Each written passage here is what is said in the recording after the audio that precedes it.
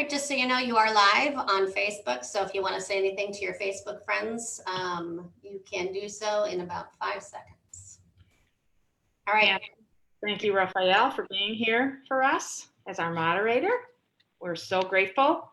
From Advocate Good Shepherd, Director of Community and Guest Relations. Good morning, everybody. So yes, I have the pleasure to be your moderator for today. Thank you all for joining us. Not only do I have the pleasure of being your moderator, but I have the pleasure of introducing our esteemed panelist, which is Sue Grossinger.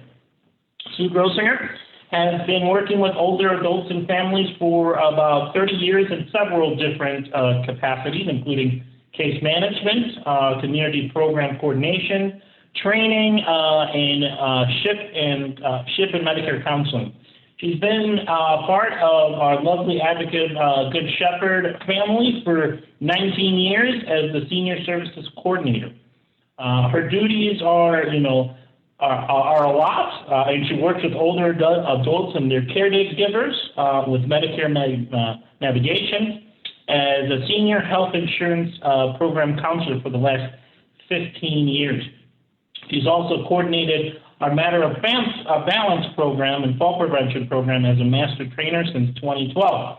So she is well equipped to lead us through this conversation on fall prevention. Am I still standing? On a personal note, I've been working now with Sue for 4 years, and I can tell you that I have never worked with somebody who was more passionate for the rights and, and everything to be equal for our older adult population. So with that, Sue, I will turn it over to you to lead us through this great conversation.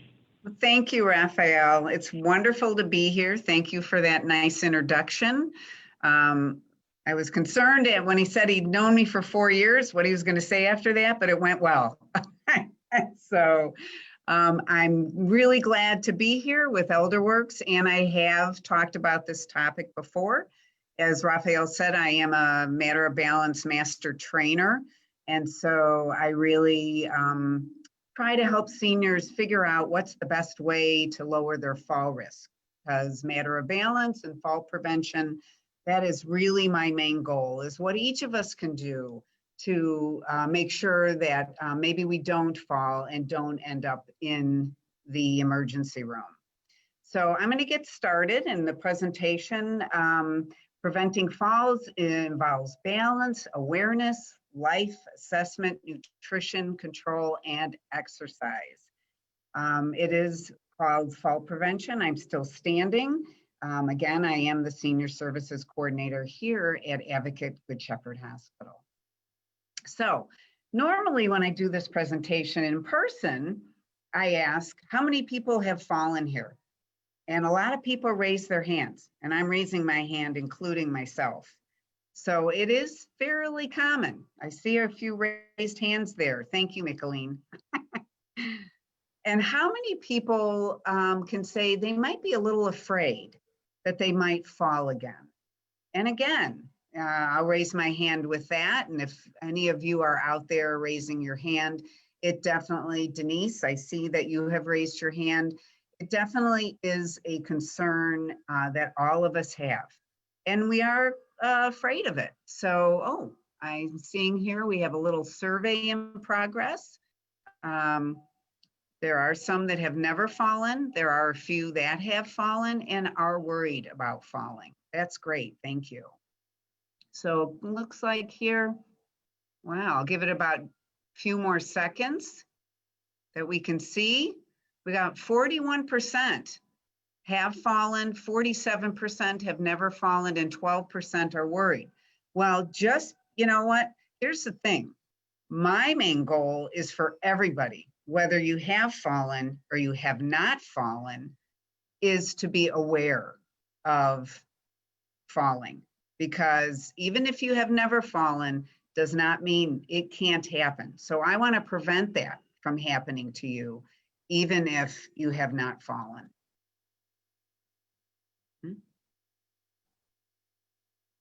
There we go.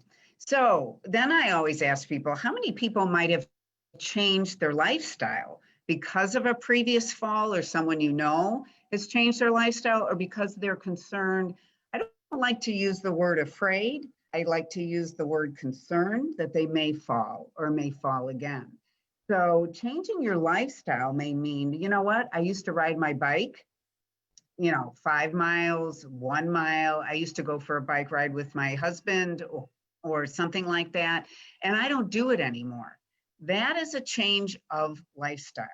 It is something that you may have loved to do, and because you feel maybe my balance isn't as good, or I almost fell one time, you've made that change. And so that is a change of your lifestyle, and that's a concern. How many people think, oh, it won't happen to me? It happens to other people. I can stand on one foot and balance. It'll happen to somebody else. So you know what? I used to think that too, okay? I can balance on one foot and I can close my eyes and stay balanced.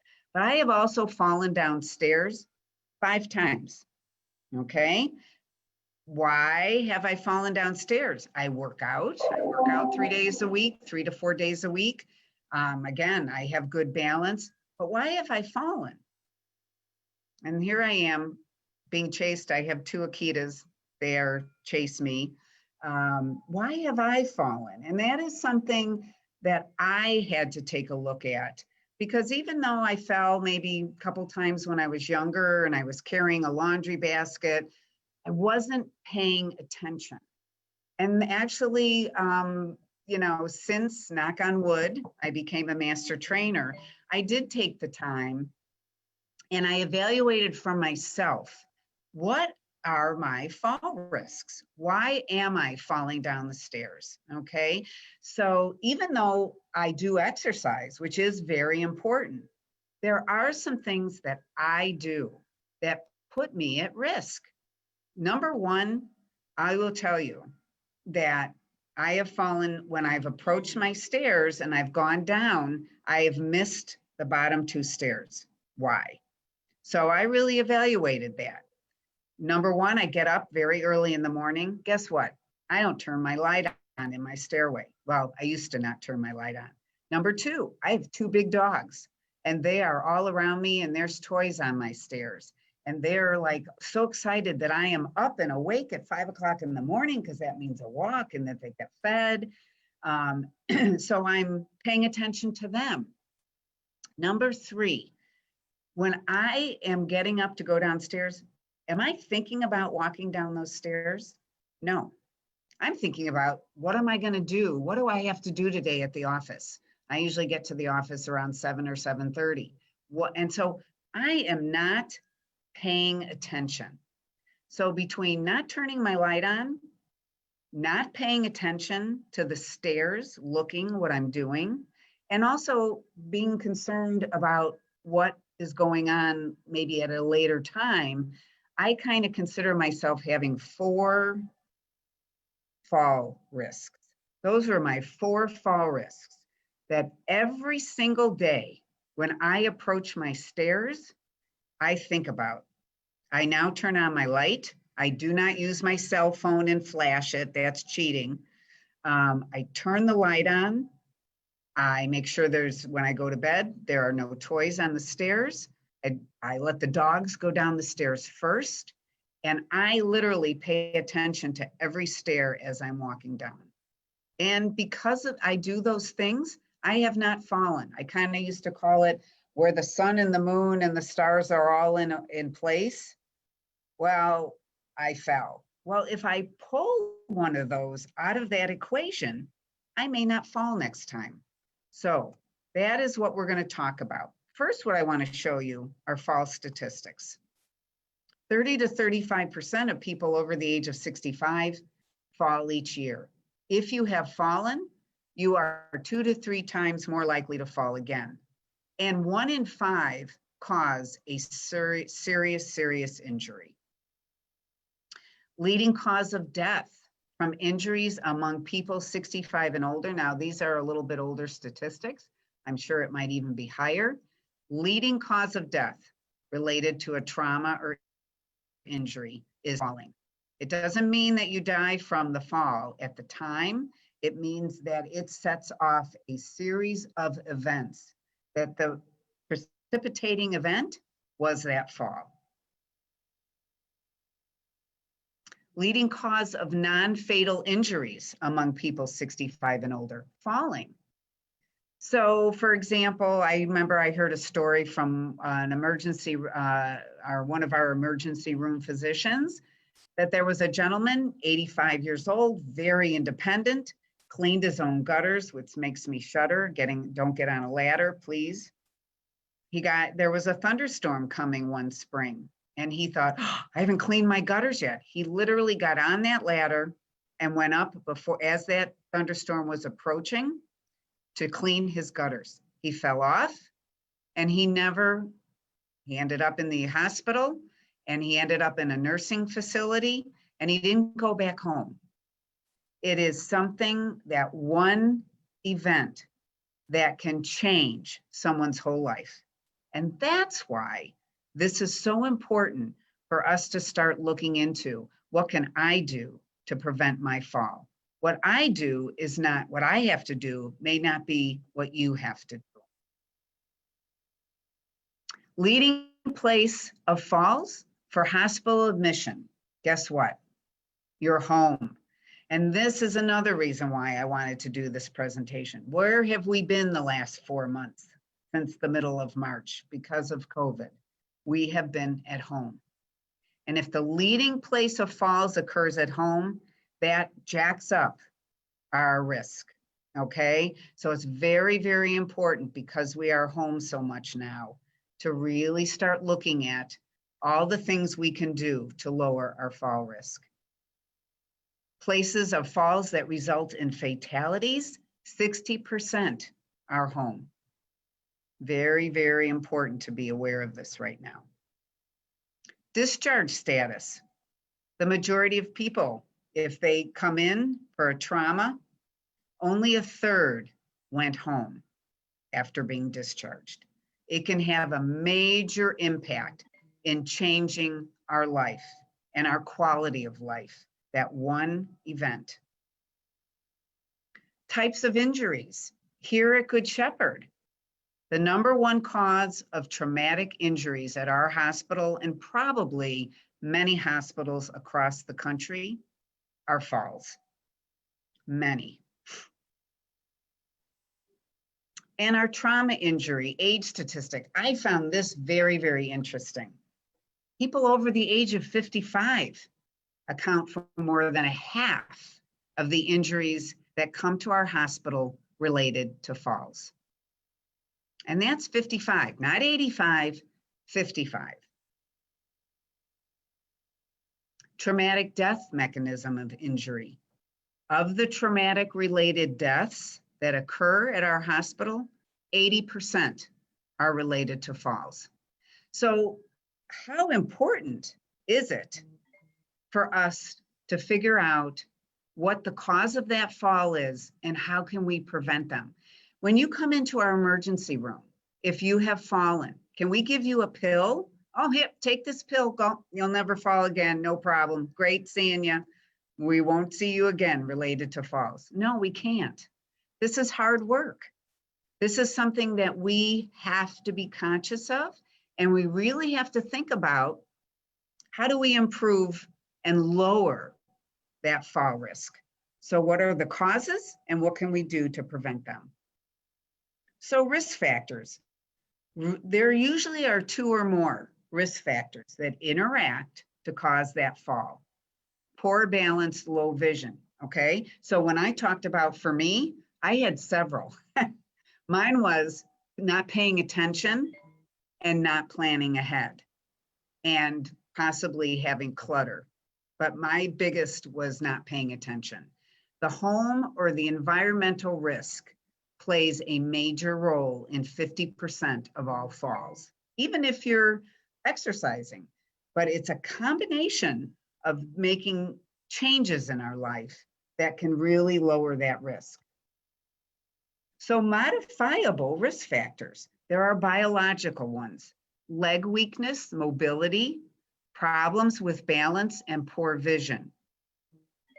Behavioral, or what we call, those are we can do, take psychiatric medications, risky behaviors, and inactivity.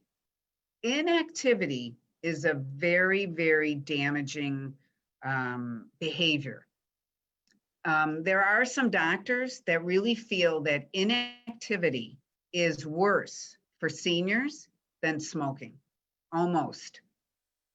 So it is very, very important to make some changes in terms of behavioral and that inactivity. Environmental, clutter, tripping hazards, no stair railings or grab bars, and poor lighting. I have a few of those. So those risk factors, see in the middle, when they interact, those can be something that really, really increases your fall risk.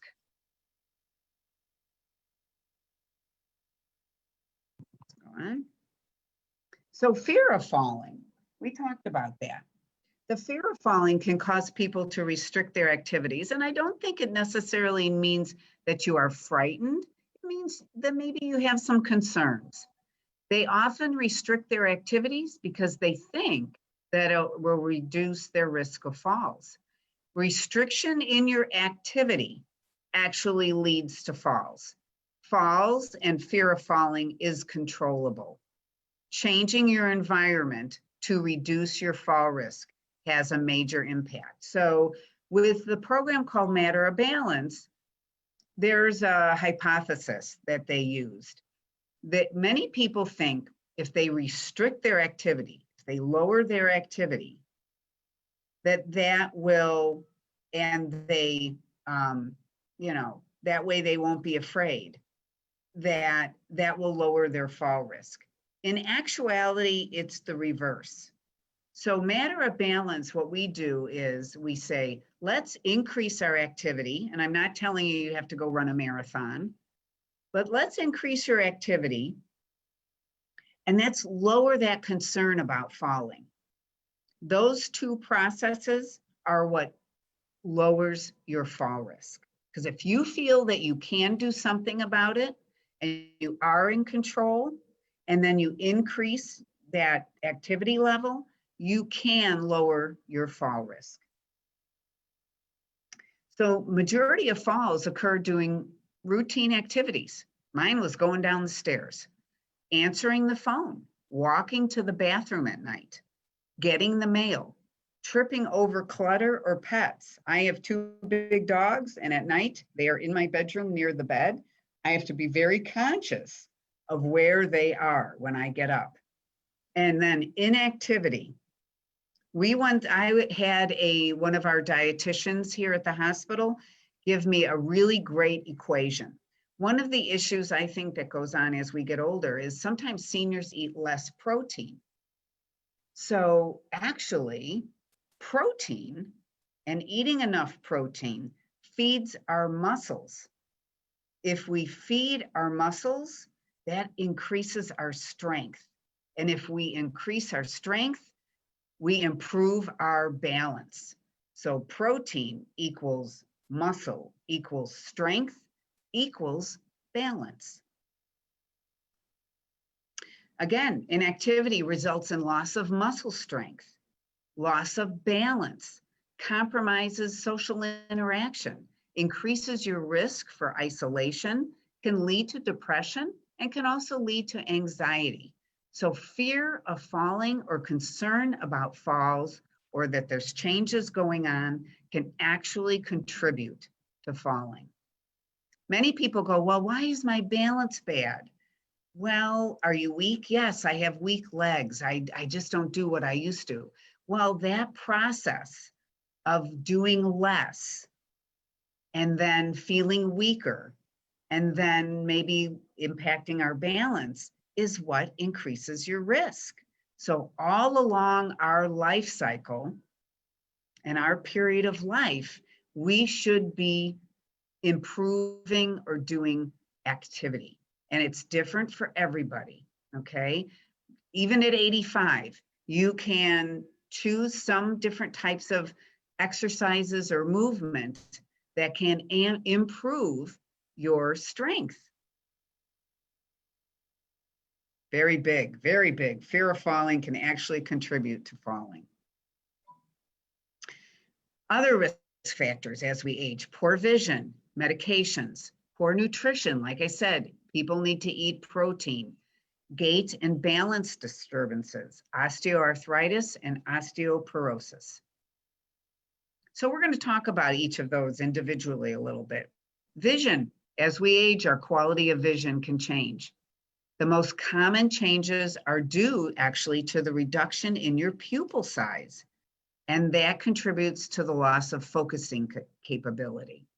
The pupil controls the amount of light that reaches your retina, and because of a smaller pupil size, the older eye receives much less light into the retina. So the eye of a 20-year-old receives 6 times more light than the eye of an 80-year-old.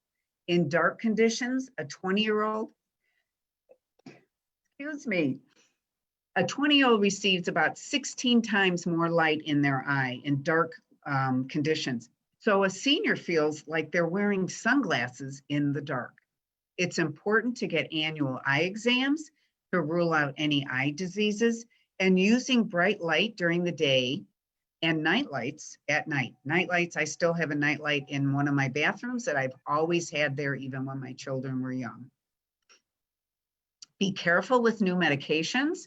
Ask your doctor or pharmacist if a new medication may make you unsteady or dizzy.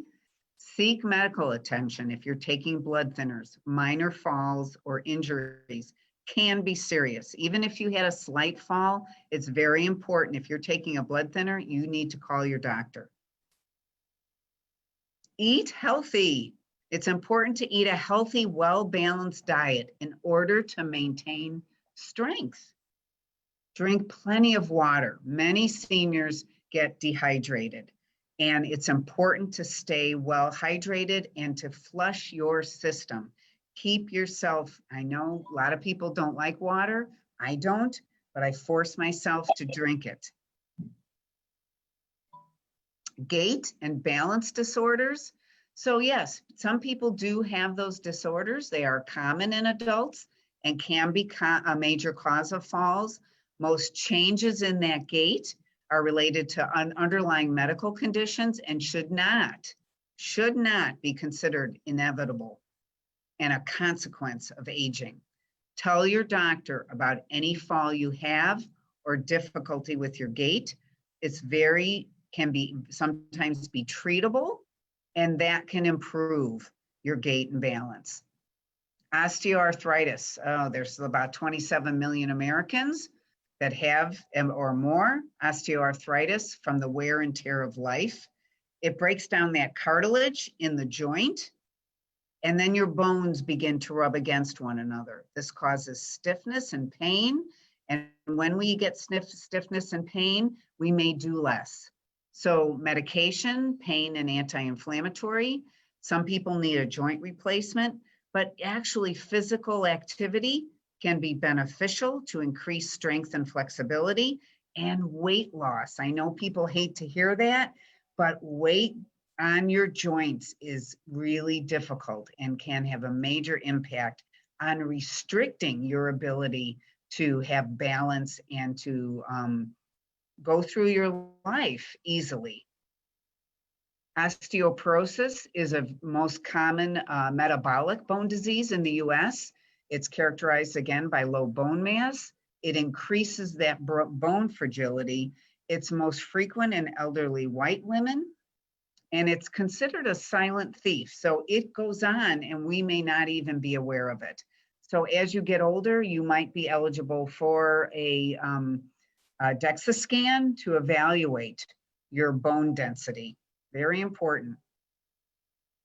So some important things to keep in mind to help prevent that fall risk. Plan ahead. This is very important.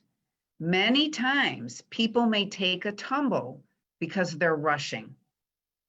They have not planned ahead. I'll tell you something I've been doing since I was in high school. I'm not in high school anymore, and I still do it. I actually put my clothes out, what I'm going to wear the next day, every night. So I know that I'm not standing in my closet tripping over shoes in the, early in the morning. I put it out the night before. Plan ahead if somebody's coming to pick you up and you're going out for the day, or you're bringing food to an event, or anything. Because how many times has someone rushed around, they're trying to get ready because they know they have to leave, they go, oh, I forgot something, and then they may pivot, turn, and lose their balance because they may not have this leg strength to support that pivot and turn. I will tell you that normally I ask people this question. The most common, there are two common injuries. The most common injury from a fall is traumatic brain injury. And so it's very, very important to protect your head. Put your hands out if you do lose your balance and fall. Number two, lower extremity fracture. And hip fracture is the number one for that lower extremity fracture. Why? Why is it the hip? Because the majority of way people fall is to the side. Okay, especially think about it. If I'm pivoting and turning and I'm rushing, I'm going to fall sideways. So there are many exercises that we do when we are in Matter of Balance classes that work on our side-to-side balance, our front balance. And they're very simple exercises that are done in a chair. Back to what we need to remember, plan ahead so you're not rushing. Keep the telephone nearby. This is easier nowadays because people have cell phones. Keep your cell phone near you. If somebody really needs it, they could get an emergency response system that has the button on it. Clear the way. Oh my gosh. Keep your stairs and walking areas free of electrical cords, shoes, clothing, books, magazines, other clutter. I will tell you, I can't tell you how many times when my kids were young, I had a very large son. He was a big guy, he played football, and he had big feet. So he wore a size 14 shoe. My husband wore a 12. Guess what was scattered at the doors when I would come in? And guess who tripped over shoes a million times? So it's very important to get people to put their things away so you do not trip over the clutter. I once also, a person that attended one of our Matter of Balance classes told us that she fell. She was a knitter and she had her knitting basket on the floor next to the chair. It was convenient for her. That's where she kept it. And then she had a little ottoman in front of her chair. Well, she got up one day and she didn't pay attention and forgot that her basket was next to her. And she remembered, but she tried to go around it and she fell. So she realized she was going to have to put her knitting basket in a different place. And one of the things we strategized with was, what was the best place to put that so it was easily accessible for her, but would not put her at risk for falling. Pets, oh my gosh, we love our pets, but they are a hazard. Spilled water or food. I have two big Akitas.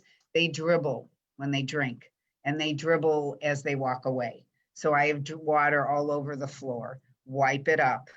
Toys may be getting in your way and you can trip over them. If a dog jumps, they need to be trained not to jump or kept on a leash.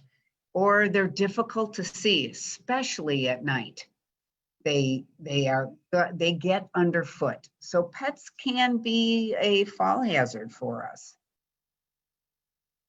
Get help if you need it to remove clutter and clear the walkway.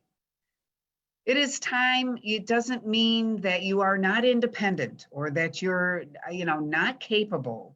My father always felt if I told him how to do something or to get, that I would do something for him, in his head, he heard that I was telling him he was incompetent. So that was a barrier for me to help him get over, because he did fall and he was on blood thinner. So it was very dangerous for him. So it's okay to ask for help.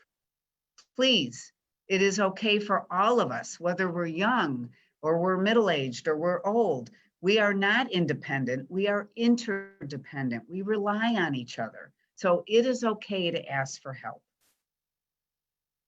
Slippery when wet. Use non-slip mats in the bathtub and shower floors. Install grab bars. Use those on the wall next to the bathtub or shower or toilet. They can be very, very helpful. Wipe up spills immediately if you can, because they can really send you flying. Night lights, very important. Light the pathways in your bedroom, hallways, and bathroom. One of my stories about my dad, real quick, was I bought him a nightlight. When I became a master trainer, I had all these nightlights. I was so proud of myself. I was gonna put a nightlight in his, he lived in a studio apartment, and I put a nightlight in his kitchen so that when he got up to go to the bathroom, he could see the way. And I would take him to breakfast every morning. So I put that nightlight in there. I took him to breakfast, dropped him off. When I came back the next week, the nightlight was on the counter. So I put it back in. We left, we went to breakfast. I brought him back. 2 weeks later, or the next week when I took him to breakfast, the nightlight was on the counter again. I'm like, Dad, why are you taking the nightlight out? He goes, because I like it dark. Well, at the time, what I didn't realize was there are many motion detector nightlights. The one I had put in had a click. And so if he was still alive today, he would have had a motion detector so that it was off when he wasn't up and it would go on when he did get up. You live and learn. Throw rugs can throw you. People love rugs, but if you have to use them, they must have rubber backing. And the wrinkles need to be smoothed out, especially, if they're on a slippery surface. So non-skid backing is very important. One of our old master trainers, who was a trauma coordinator here at Good Shepherd, she had an aunt that lived in Florida, and she would go visit her. And her aunt had wall-to-wall carpeting, then had 11 by 14 carpet rug over the wall-to-wall carpeting. Then she had an 8 by 10 over the 11 by 14. Then she had a 5 by 7 over the 8 by 10. And then underneath her little ottoman in front of her chair, she had another little rug. So every year, my coworker would go down to her aunt's house, remove all the rugs except for the wall to wall. And every year when she came back, they gave birth and they were back. So some people really like their rugs, but they are and can be very, very dangerous. Tread carefully. Stairways should be well lit from top to bottom and easy to grip handrails on both sides. Don't carry something in your hand and go down the stairs. That's how I fell when I was younger. I think 2 or 3 times was carrying something, and you cannot see the stairs underneath you as you go down. Both hands on the hand railing. Anybody wear these shoes anymore? Well, your shoes have to be well fitted. Do not wear stilettos. They are not good for your feet, nor are they good for balance. So well-fitted shoes. No flip-flops. And I'm admitting I'm also bad at that, but flip-flops provide you with no support whatsoever. Flip-flop, they're called flip-flops for a reason. You do flip and you can flop. Alcohol. If you do have a glass of wine, it makes you unsteady. So be very aware how much you've drank, and that you make sure that you get to where you're going. Hopefully right to bed. And phone a friend. Daily check-in with friends or relatives are very, very important. You can consider a medical alert system if you spend time alone, or just, have people, you can tell somebody, well, I'll check on you if you check on me, or just ask relatives to make that phone call. Our trauma coordinator will tell you the most damage when someone falls at home is done when they are on the ground. And some have been on the ground for 2 or 3 days before they're found. And so the most damage is done internally when that happens because you're lying there. Exercise, but set realistic goals to increase your activity. If that means that you decide, I think every, a day or two a week, I'm going to take a walk, great. Walking is excellent. If you think, you know what, I'm going to go to the senior center when we're able to do that, or if you're comfortable with Zoom, I'm going to do some exercises in the chair that can work on, my ankles and my legs, just marching, learning how to pick our feet up when we walk, just sit and march, because we shuffle sometimes as we get older. Pick your feet up, because shuffling, you catch your feet and you trip and you fall. Exercise is key to increasing that strength and that balance. If you want to improve your balance, you've got to improve your strength, which will help you improve your balance. So we have important reminders that I do not want you to forget. Please plan ahead. Exercise. And I do not, again, mean that you have to get up and you have to go to a fitness center, or you have to work out 5 days a week, or you don't even have to do what you people consider working out. It means getting up and moving. If you, want to learn different exercises, they are all over the internet. If you're not with a computer, have your family help you. You want different exercises that are great for balance. And what that is the parts of your body that are great for balance. For example, your ankles are probably the most important joint in your body that controls your balance. Just doing ankle like this, get them flexible, because some people get very stiff. Your ankles are what maneuver and tell your brain what your body is encountering as you walk.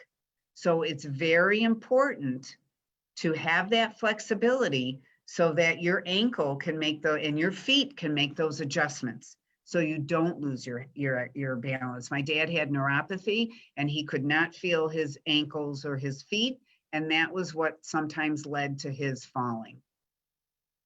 Take your time, please. Take your time. Don't rush. Plan ahead, like we said. Ask for help. If you know there's things you aren't supposed to be doing, you're not supposed to be doing, and don't do it, and find somebody else that will. Use nightlights. Lighting is very important. And don't use your cell phone, that's cheating. Install grab bars. Avoid throw rugs.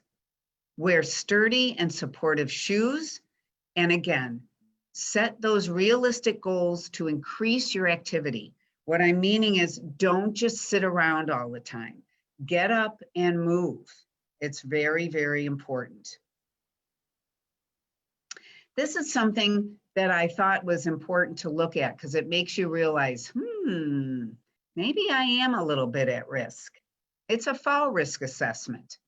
So the first question, do you take 4 or more medications daily? Have you fallen in the past year? Do you wear floppy slippers, flip-flops, or a long bathrobe? Do you have trouble getting in or out of the bathtub? Do you have trouble walking without holding on to something? Do you have trouble getting in and out of a chair or a car?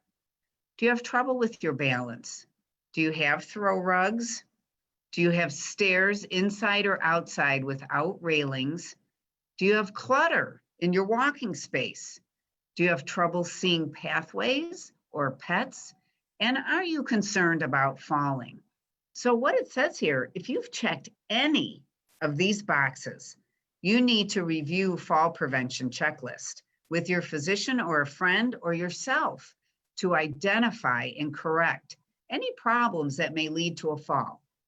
for, as simple as I have this chest of drawers, this chest at the end of my bed.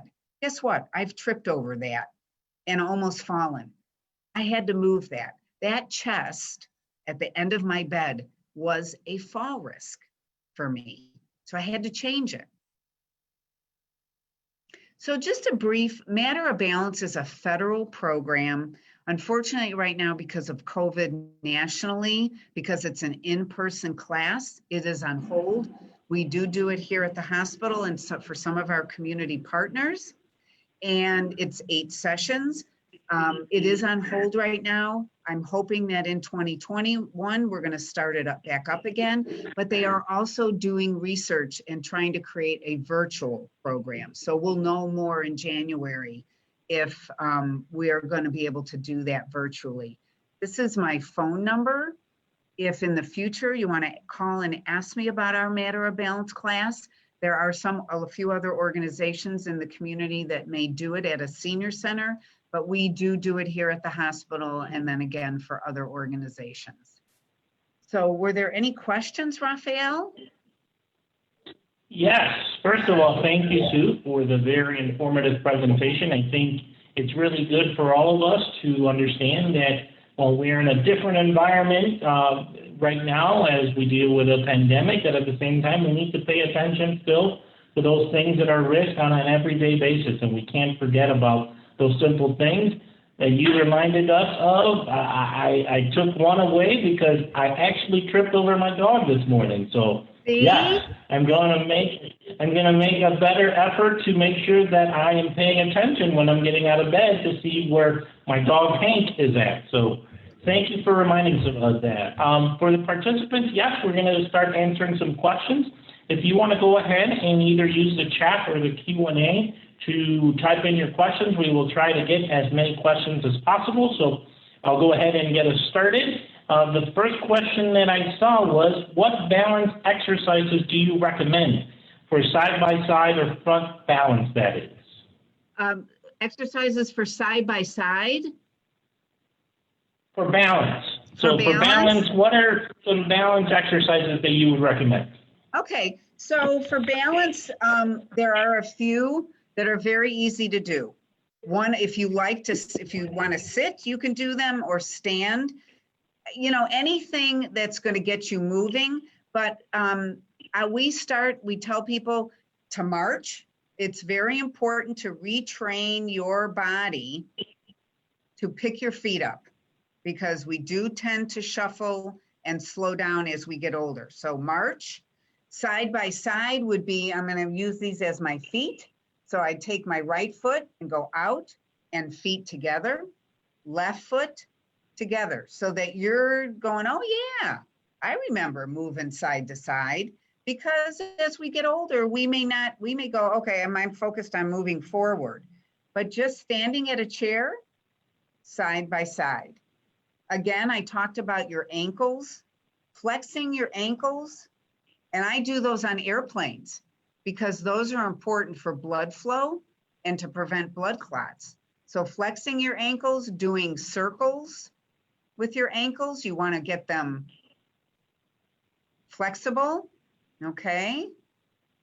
And there are many others that, hip flexors, again, kind of doing, remember the hula hoop, or moving around your hips, but keeping your upper shoulders straight so that your upper body's not moving and you're just moving your hips. That shows whether your hips are not as flexible as they should be. So there's lots of different things for balance. I think the issue here is get your legs, deal with some leg weakness. If your legs are not feeling as strong as they used to, start a very slow exercise program that could even just start with walking. But you could do marching exercises. You can do that side by side. You can do leg lifts, sitting in your chair, just lifting your legs. You've got to keep your body moving and keep your legs strong. If you are capable of doing more, you know, I'm right now because the fitness centers are not as safe as, you know, as some people are not comfortable going to the fitness center. I've been riding my bike. And that some people may, you know, enjoy bike riding. Taking a walk, that is exercise. You are using your, you know, your body. If you want to, you know, use your hand motion, keep it going. But anything that's going to keep your ankles flexible, your hips flexible, your knees, you know, doing leg lifts, sitting in a chair and lifting your legs, that's going to improve your quad and your hamstring strength. Great. Raphael, we have another Q&A. Yes, we have just one more question here before we close out. Are shoes that close with Velcro sturdy enough? Yes.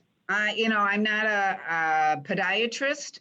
You could, you know, always ask if you go to a podiatrist about the Velcro. I think it's more about, you know, how they fit you, and that the Velcro, that it is, you know, your Velcro is not, you know, this much over, that it's not fitted well. The shoe has to be fitted well. If it is and you're using Velcro, I think that's fine. That's wonderful. Great. Do we have other questions? Well, thank you.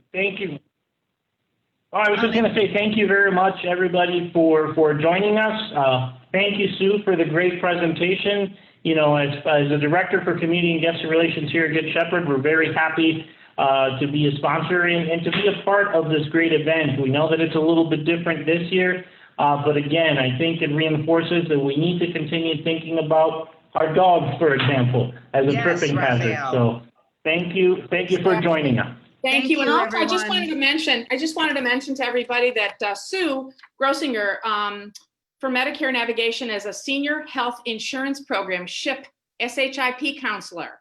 She's been doing that for 15 years, and we just wanted to tout that because that's really important. And people don't always remember what SHIP is, SHIP.